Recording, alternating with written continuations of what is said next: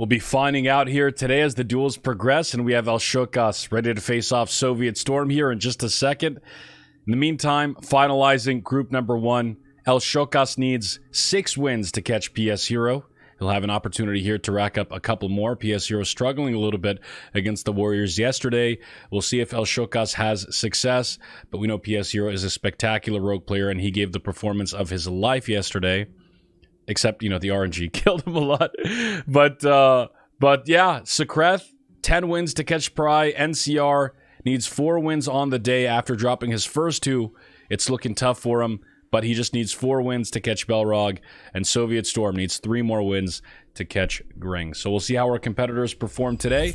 In the meantime, the gates open. Al-Shokas looks to meet Soviet Storm on the battlefield.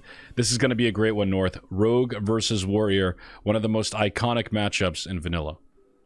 And you might see the Freezing Ban matchup here come out from the Warrior. If he opts for the block set and opts for the Freezing Ban, it can be a very useful tool there to swap out into a 2-hander when the Freezing Ban actually procs here. And we will see, no, it's not a card door. It is the Grand, not Grand Marshal. What am I saying? High Warlord Shield there. And the Thunder Fury here coming out from Soviet Storm.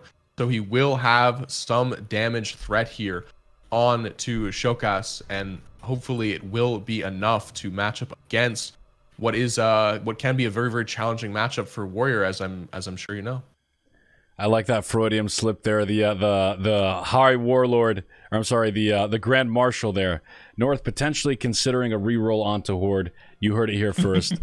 But the sap comes out from Al-Shokas into the cheap shot. We'll see if Freezing Band comes into play here as the Hemorrhage comes out into the 5-point kidney. No resist there for Soviet Storm. The hardiness racial not coming to clutch for him just yet. In the meantime, Demo shout to keep Al-Shokas in combat. And there's the Arcanite Dragonling. Al-Shokas will either have to go after it. No, he gouges the first aid bandage. That's a quick reaction from Al-Shokas, preventing the regen there from Soviet Storm, who again is Fury Prod. So he's missing certain talents here that could potentially keep Al-Shokas, in combat, things like deep wounds and so on and so forth. It's going to put Soviet Storm at a disadvantage as the shield wall comes out from Soviet. We saw this yesterday from Cadet. However, did not prove to be successful in his duels against the Alliance Rogue of that group. In the meantime, Al-Shokas burning his evasion. Grenade coming out from Soviet Storm, stunning up Al-Shokas, and the blind finally comes out with no deep wounds bleed, no rend bleed on Al-Shokas. He's going to be able to regen here back to 70% North.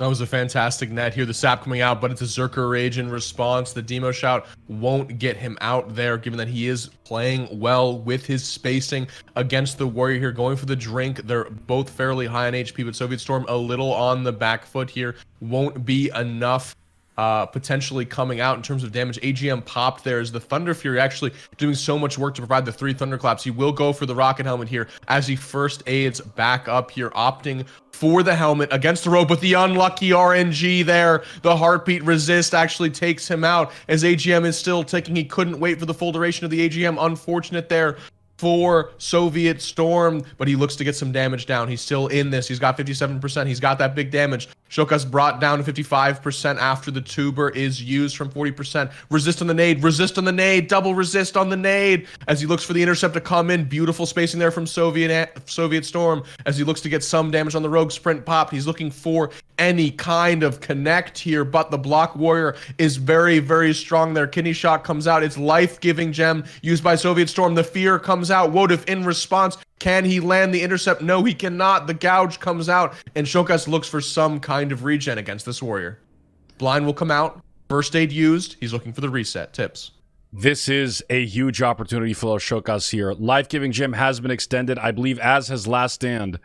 So if Al-Shokas gets lucky, he can finish this duel off right now, but the sap breaks early. Soviet Storm could potentially get an intercept off here if he wants to. No, instead opting to bandage back up himself, gets 2 ticks off, enough to keep him just above 40% HP. Al-Shokas lands the kidney shot, but Soviet Storm now out of stun, out of stealth is Al-Shokas, gets the gouge off.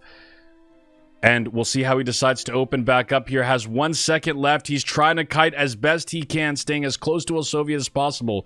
Pops the 6 demon bag, not getting what he wanted, and the gouge is resisted as well, which gives Soviet Storm an opportunity to get a piercing howl off and an intercept. Al-Shokas in huge trouble here at Execute Rage, and the Soviet takes the win. 1-0 for Soviet Storm. Soviet Storm with the hammer and the thunder sickle will take down Shokas in that first one, getting the execute after 2 crucial Thunder Fury procs in a row. It looked like onto the Rogue. High proc right there. No surprise when a double Thunder Fury comes out, but so strong here in this Rogue versus Warrior matchup. Tips, is it enough really to turn the tide in these matchups? Is the Thunder Fury providing a lot more pressure than something like a Grand Marshal's longsword, or is it not that big of a... It's difficult to say. I think one thing that Thunder Fury gives you with that faster attack speed, the 1.9 attack speed, is, and this actually comes like, this actually can really turn the tides of the duel. When you're dealing with melee Weiwei, sometimes you have an opportunity to get right into range of a rogue if they're not kiting perfectly. And with a faster attack speed weapon, you have more opportunities to land that hit while you're in leeway. Whereas something like a Grand Marshal's longsword might take, it's like what, 2.8 or 2.7 swing time. 2.9 actually. 2.9. So you don't have as many of those windows, and as a result, you know, you might be in melee leeway, but you're still waiting for your auto attack to reset.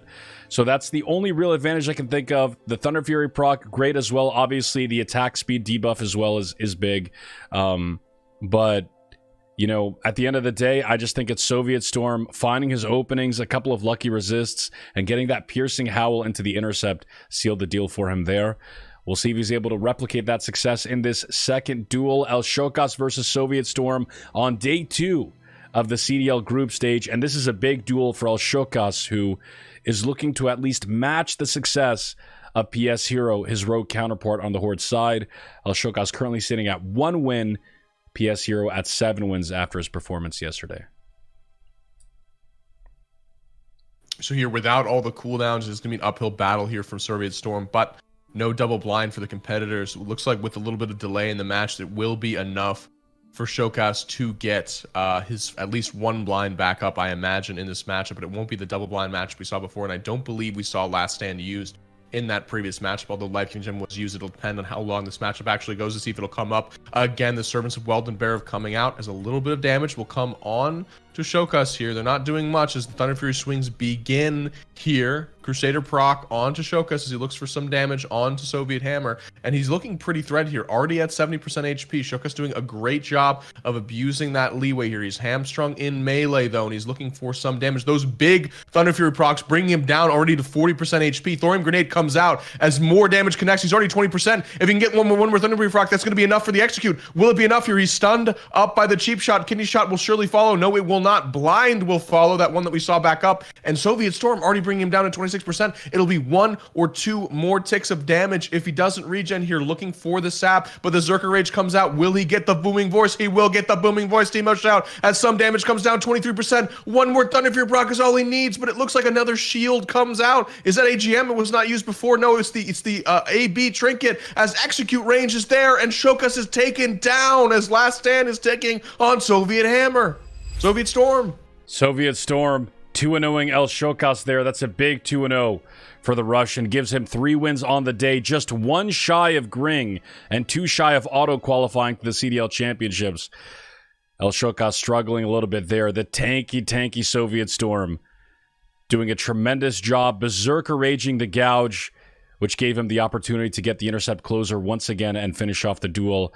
I'm very impressed with Soviet Storm so far. 3 wins as a Fury Warrior, especially against a Rogue, when you don't have the Deep Wounds talent, is absolutely insane. And we call El Shokas El Nino the Storm, but the Soviet Storm looks to be the dominating force of nature here. As Soviet, again, 1 shy of Gring now, moving up 2-0, puts him at 3 wins on the day. Challenging matchup there for Soviet Hammer, but I think a bit of a misplay. Some nerves coming out there from Shokas as he doesn't opt for the bandage, instead opts for the eat drink when he should have known that his competitor was in Zerker's stance. And so at the end of the day, a bit of a misplay there causes him to get caught out of stealth, intercepted on, and taken down in the second matchup where he should have had at least a little more pressure without the Rocket Helm going off, without the life-giving gem go off, without the shield wall going off. But it's not quite enough. The Warrior too strong. Those Thunder Fury procs really piped him down in the middle of that matchup, giving him the deep dive that he needed to really seal the deal and finish off the matchup.